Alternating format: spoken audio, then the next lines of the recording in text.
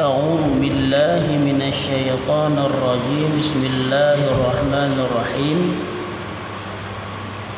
Soal jika kita ditanyai orang apa arti iman itu. Ya, dileket juga yang kebenaran agama kita himpunkan perkara. Ya, iman, Islam, tauhid dan ma'rifah.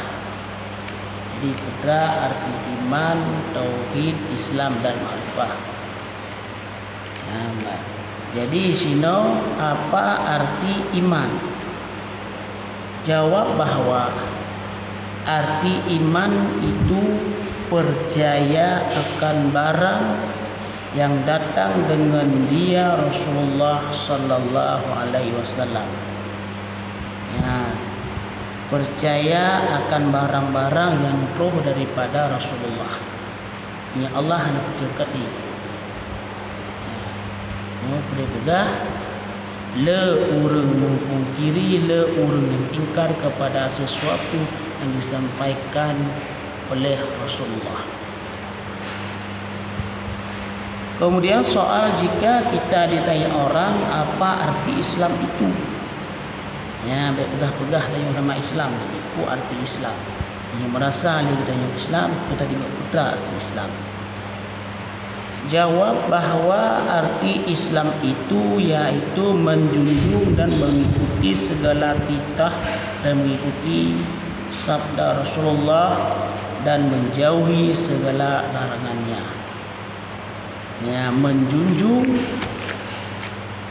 dan mengikuti segala titah Allah, segala yang daripada Allah, dan tak ikut sabda Rasulullah, dan tak berjauh segala larangan Allah dan segala larangan Rasulullah. Nyan makna Islam. Nah lagian berarti kita kamu Islam. Kemudian soal jika kita ditanya orang apa arti ihsan. Ya. Jawab bahwa arti ihsan itu yaitu berbaik cinta rasa serta tulus ikhlas, yakni menyempurnakan keelokan sesuatu sifat kemudian daripada diperolehnya.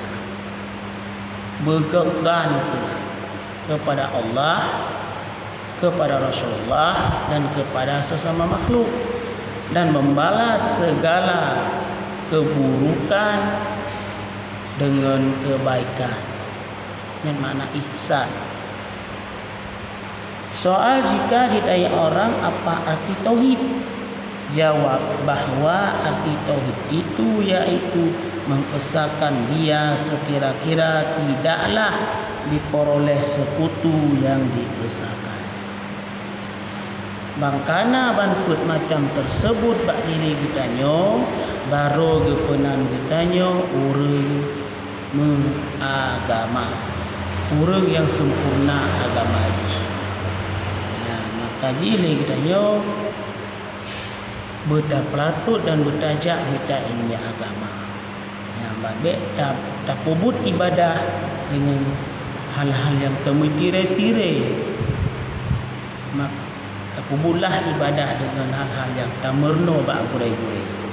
Wallahu a'lam bissawab.